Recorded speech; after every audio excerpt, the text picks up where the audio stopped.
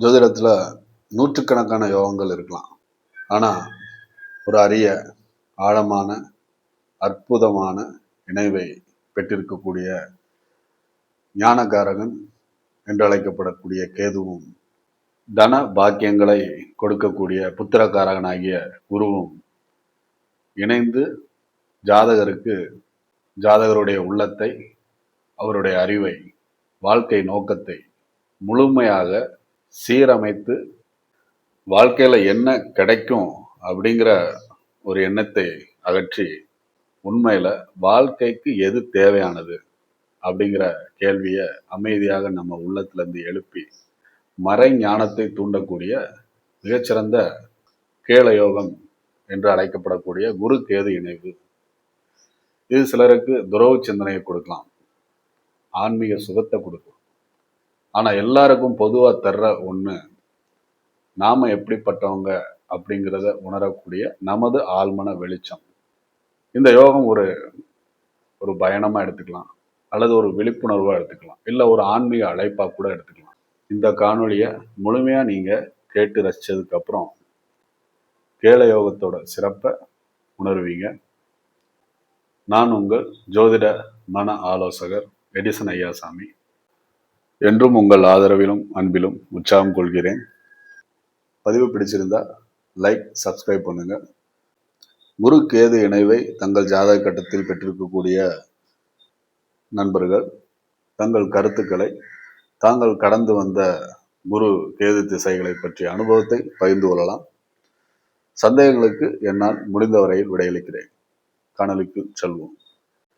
ஞானம், தெய்வீகம், வழிகாட்டும் தன்மை, பரந்த மனப்பான்மை, தர்மம் செய்யக்கூடிய மனம், அனைத்தையும் பெற்றிருக்கக்கூடிய குரு.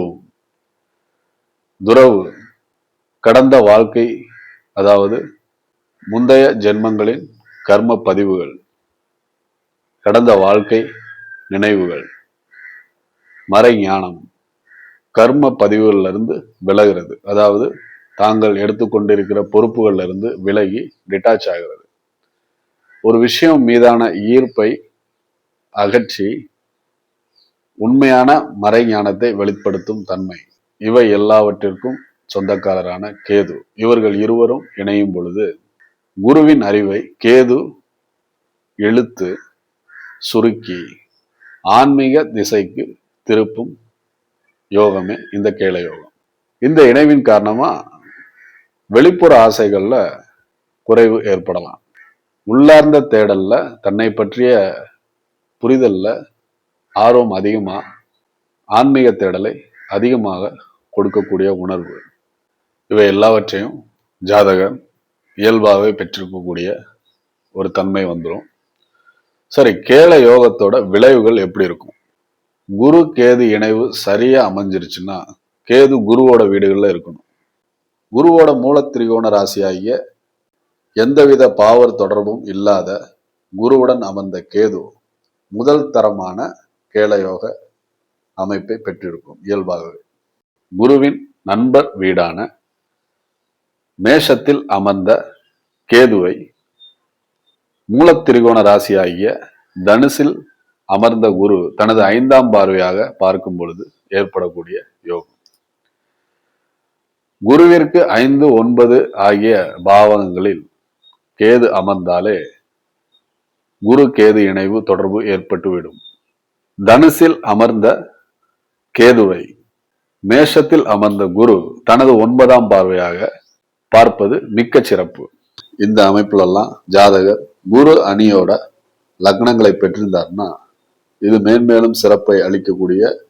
கேது தசையில் ஜாதகர் மிகச்சிறந்த உயர்வை, நன்மதிப்பை, வெளிநாட்டு தொடர்பை, ஆன்மீகத்தில் சிறந்த உயர்வை பெறுவார்னு சொல்லலாம்.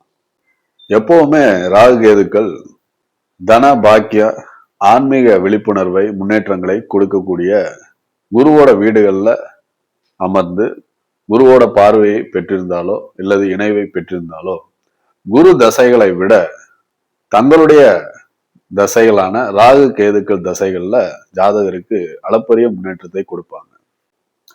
ஏனென்றால் ராகு கேதுக்கள் எப்பவுமே தாங்கள் இருக்கக்கூடிய, தங்களை பார்க்கக்கூடிய, இணையக்கூடிய கிரகங்களின் சக்திகளை முழுமையாக பெற்று தங்களுடைய தசைகள்ல வெளிப்படுத்தி லக்னாதிபதி இணைந்திருக்கக்கூடிய கிரகங்களின் தன்மைகளை பொறுத்து ஜாதகருடைய சரியான வயது வந்த காலகட்டங்கள்ல சிறப்பா வெளிப்படுத்தும். அடுத்த நிலையில காலபுருஷனுக்கு பூர்வ புண்ணியஸ்தானமாகிய சிம்மத்தில் அமர்ந்த கேது, செவ்வாயின் வீடான மேஷத்திலேயோ அல்லது தனுசில் அமர்ந்த குரு தனது 9ஆம் பார்வையாகவோ அல்லது 5ஆம் பார்வையாக பார்ப்பது அடுத்த நிலை சிறப்பு. இந்த சிறப்பு நிலைகள் எல்லாமே காலபுருஷனுக்கு முதல் 5ஆம் மற்றும் 9ஆம் பாவங்களோட தொடர்பு கொண்டிருக்கும். இது மூன்றுமே நெருப்பு ராசிகளாகவும் வரும். இந்த 3 வீட்டுக்குரிய அதிபதிகளுமே ஒருத்தருக்கு ஒருத்தர் நண்பர்களா இருப்பாங்க. நல்லது செய்யக்கூடிய குருவோட அணிகள்ல இருக்கிற கிரகங்களா இருப்பாங்க. சரி, கேல யோகத்தோட சிறப்பான தன்மைகள் எப்படி இருக்கும்? ஆழ்ந்த ஞானம். இந்த யோகம் உள்ளவங்களுக்கு பிறவியிலேயே ஒரு தனி ஞானம் இருக்கும். அவங்க படிக்காத விஷயத்த கூட இந்த கேல யோகம் கொடுக்கக்கூடிய உள்ளுணர்வின் காரணமாக பல மணி நேரம் பேசக்கூடிய திறமையை பெற்றிருப்பாங்க. இந்த இணைவு இருக்கக்கூடிய ஜாதகர் தியானம், யோகா, மந்திர தந்திர வித்தைகள் போன்றவற்றில் நிபுணனா மாற்றும். சாதாரண சாமானிய மக்கள் பார்க்க முடியாத விஷயத்த கூட இவங்க முன்கூட்டியே உணரக்கூடிய ஒரு ஞான அறிவை பெற்றிருப்பாங்க. இந்த யோகத்திற்கு இருக்கக்கூடிய மிகச் சிறப்பான தன்மை இதுதான். ஜாதகம் முழுவதும் பார்த்தோம்னா இவங்க வாழ்க்கையில எந்த ஒரு கட்டத்திலையும் எந்த ஒரு சிக்கலான சூழ்நிலை கூட ஒரு குருவோட வழிகாட்டுதலோ ஒரு ஆசானோ கண்டிப்பா ஜாதகருக்கு கிடைப்பாங்க. ஒரு தெய்வ பலம் இவங்களுக்கு எப்பவுமே அறிவோட சம்மந்தப்பட்டிருக்கும். கேது எப்பவுமே கடந்த கால கர்மாவை ஆக்டிவேட் பண்ற ஒரு கிரகம். குரு அந்த கர்ம பதிவுகளை சீரமைத்து தூய்மையானதை ஆக்கி வாழ்க்கையில பெரும் சிக்கல்களை கூட தீர்த்து வைக்கக்கூடிய ஒரு நீதியான நடுநிலைத்தன்மையோட இருக்கக்கூடிய ஒரு தீர்வுகள் எல்லாமே ஜாதகருக்கு கிடைக்கும்.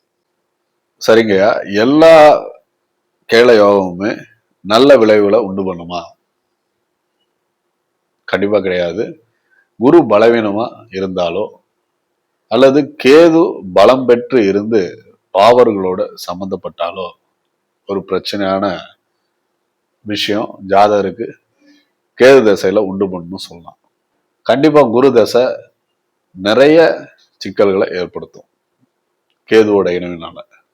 ஆன்மீகம் சம்பந்தப்பட்ட நபர்கள் ஆன்மீகத்துல மிகப்பெரிய சிக்கல்கள், மதம் மாறுறது அல்லது தாங்கள் சார்ந்திருக்கக்கூடிய மத அமைப்புகளுக்கு எதிரான நிகழ்வுகளை உண்டு பண்றது, சமுதாயத்தில் மிக பெரிய மனிதர்கள் அதிகாரத்தில் இருக்கிறவங்களோட பகைமை வளர்த்து அதன் மூலம் பாதிப்படைகிறது, புத்திரர்களால நிறைய சங்கடங்களை அனுபவிக்கிறது அல்லது புத்திரர்களை சங்கடத்துல மாற்றுறது, அதனால ஜாதகர் மனம் நொந்து பலவித மனச்சோர்வுக்கு ஆளாகி பூர்வீக அமைப்புகள்ல தங்களோட மதிப்பையும் மரியாதையும் இழக்கக்கூடிய சூழ்நிலைகள்லாம் இருக்கும்.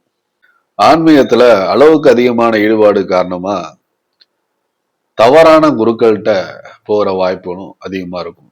அவங்க இவங்களை யூஸ் பண்ணுவாங்க. இவங்க கிட்ட இருக்கிற நிதி பொருளாதாரம் எல்லாத்தையும் அவங்க அபகரிச்சு இவங்களை ஏமாற்றக்கூடிய ஆன்மீகத்துல இவங்களுக்கு ஒரு திருப்தி இல்லாத நிலைமை எல்லாமே ஏற்படும்.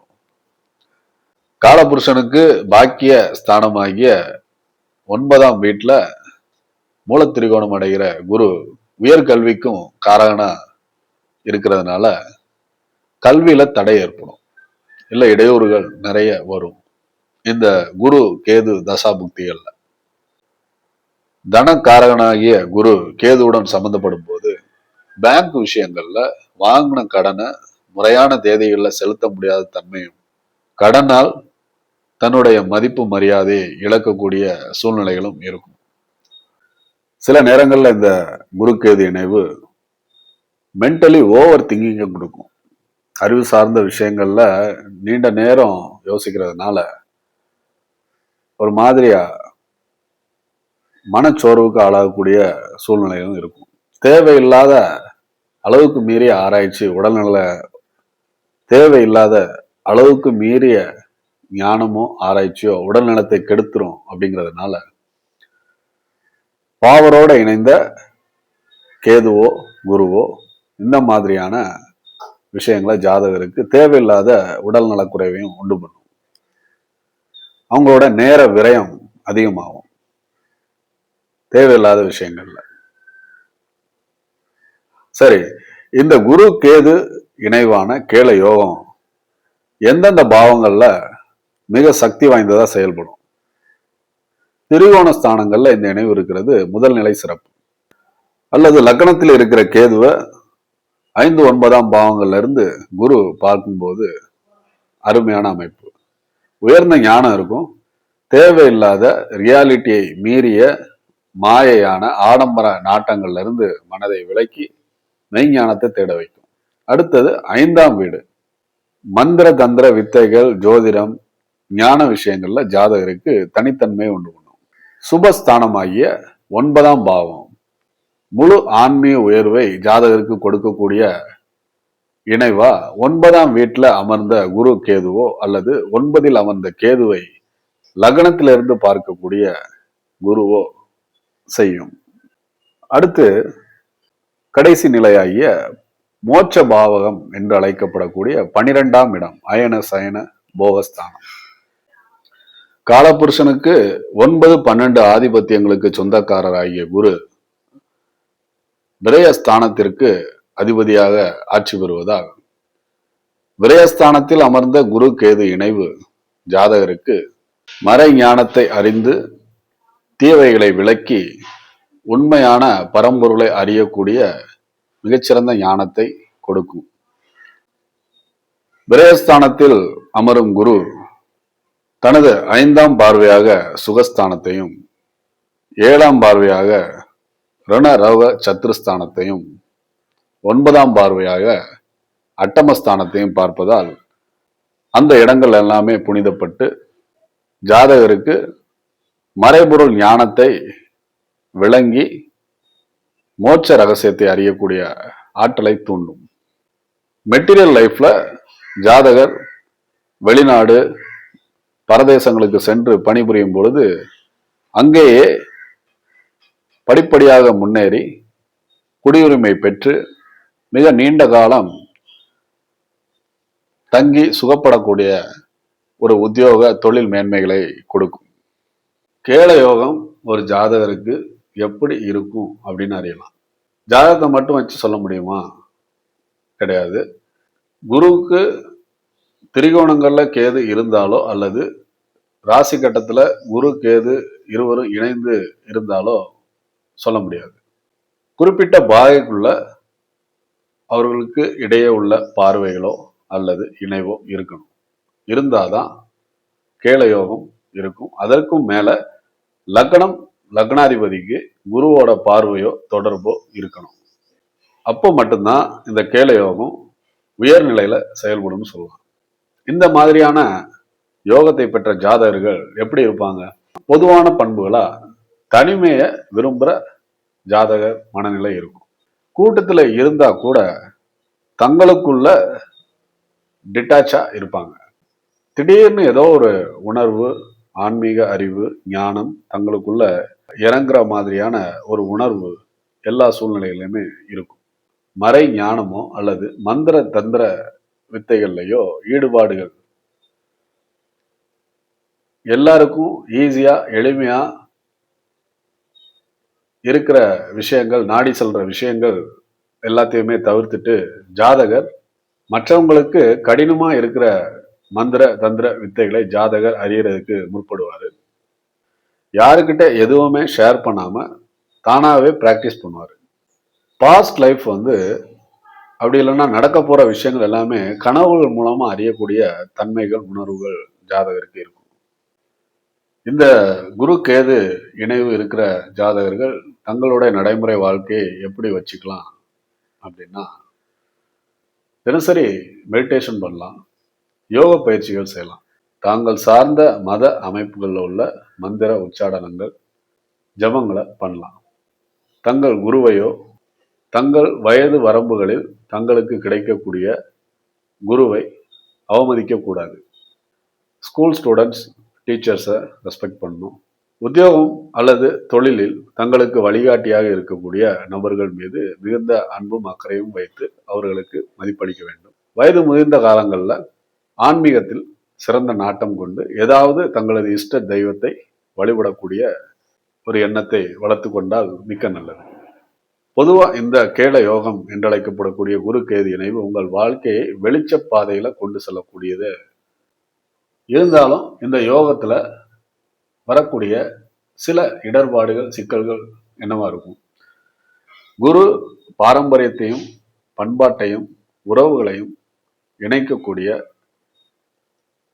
அதிகரிக்கக்கூடிய ஒரு கிரகம் கேதுவோட இணையும் போது உறவுகள்ல சில பிரிவுகள் ஏற்படலாம். இல்லை ரொம்ப ரெஸ்பெக்ட் பண்ணாத தன்மை இருக்கலாம். பழக்க வழக்கம், விழா காலங்களில் கலந்து கொள்ளாமல் ஜாதகர் தனியாக இருக்கக்கூடிய ஒரு டிட்டாச்மெண்டான ஒரு மனதை கொடுப்பார்.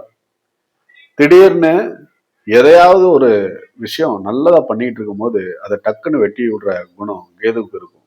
எந்த பாதையில போனாலும், ஒரு தொழிலோ உத்தியோகமோ எது செய்தாலும் அதுல ஜாதகர் தனித்து செயல்படுவார். அதனால அவரோட அந்த உத்தியோகம் செய்யக்கூடிய திறன் மற்றவர்களோடு சேர்ந்து இணைந்து செயல்படும் போது ஈஸியா முடியும்.